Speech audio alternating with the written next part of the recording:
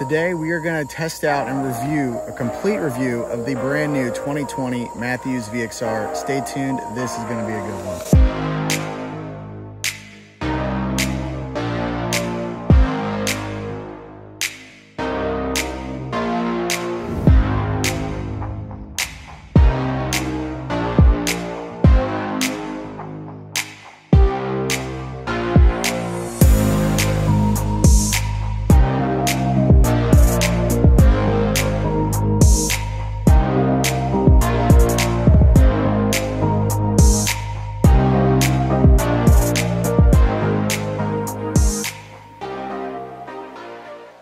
So I just finished filming a video discussing what our tree stand setup looks like this year. But now I'm going to go over and review the brand new 2020 Mathews VXR. Well, I mean, I guess it's not entirely brand new. It came out last November, December, or whatnot. But it is the latest flagship bow from Mathews. And this bow is, it exceeds all expectations that I ever had. So the Mathews VXR actually stands for Vertex Extended Riser.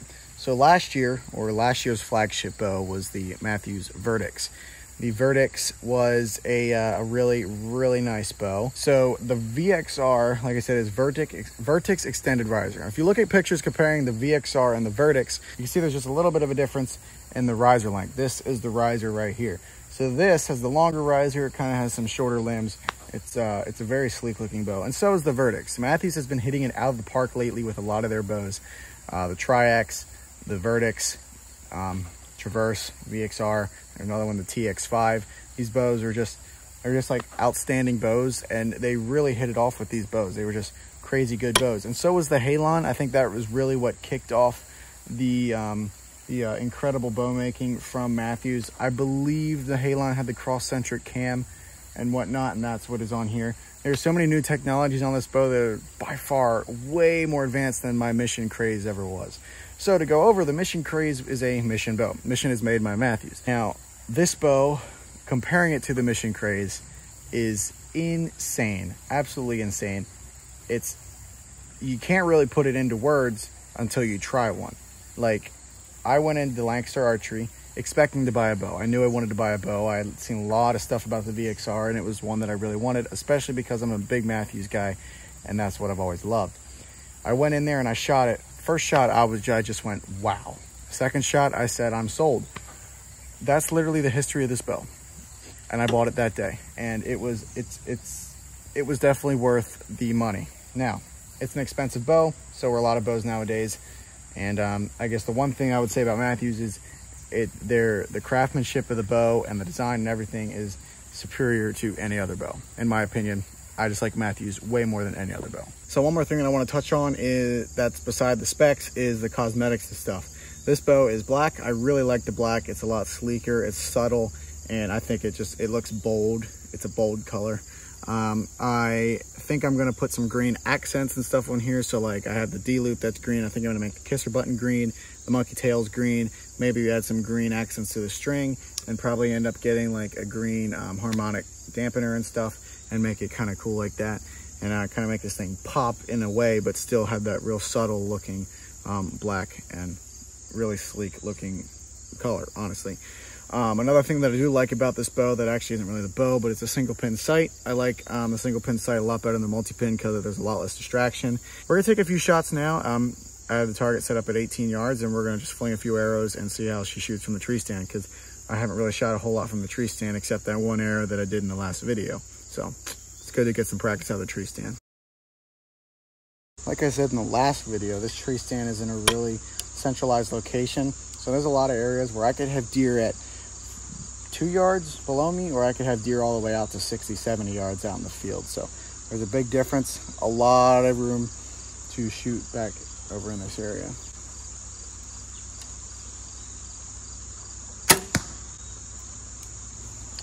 I'm liking this. One thing that with my old bow is, for some reason, shooting out of a tree stand, it seemed to always shoot super, super high. I don't know why. Maybe it was because it was not as much of a flat shooting bow. I don't know. The physics of it was just different than this bow, and that has a lot to do with the speed and energy difference between the bows. Bingo. Let's head down there, take a look at that group. We'll come up and maybe shoot 1 or 2 more at a longer distance. I'll just get a quick look from the stand here, looking at the group. I think that's a pretty good group, don't you say? That is a really nice group. Wow, I am very impressed with that group. This is what I'm talking about, guys. The consistency, and like that is like I can wrap my whole hand around that group. That's really nice. Now, this is only at 18 yards, but if I remember correctly last year, you can actually see the tree that it was in. That tree right there is where the stand was last year. And there were a lot of deer out in here. And if you remember in one video where I saw a bunch of buck during the rut, there was a nice little decent 6-point that walked right through there, kind of walked out through here. He was probably standing right here where this target was. And if I was in that stand right there, I would have just whacked that thing. Did you know there's actually a statistic that most Pope and young bucks are shot 14 yards and under? Think about that. It's not always your 50, 60 yard deer that you shoot. A lot of them are shot 14 yards and closer. That's a tricky shot right there. Throw it through these branches. We're gonna aim for that top target right there. 31.1.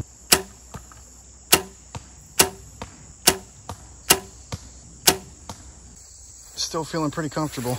That's at 31 yards. Tree stands over there. This is basically spanning across the whole open area. I feel like I'm gonna have a lot of chances at 30 yards if I do see deer, but we're gonna try a little farther yet, probably about 40, 45. That may even be close to 50 yards, but we're gonna test it just in case, because it's good to test myself, good to really try to push myself and really try to make some good shots at longer distances. So we're gonna try that yet, and that'll be it. Alrighty, she's set up down there, down by that walnut tree. I'm gonna guess that's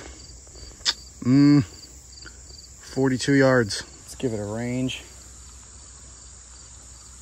47 yards. All right.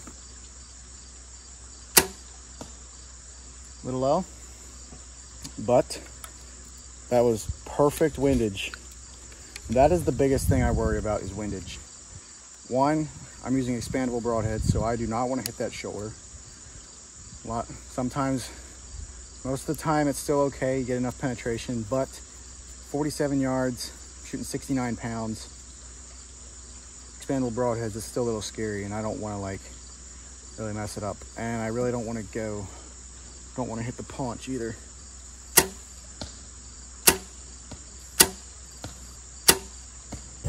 I mean, not the greatest group in the world, could use a little work, but still I'm happy with it. We got 3 or 4 here that are really good, and even this one will work, and those are all pretty much kill shots. They're for the most part in a pie plate group, maybe not quite, but hey, little work, and we should be able to make some shots like that on animals here in the near future.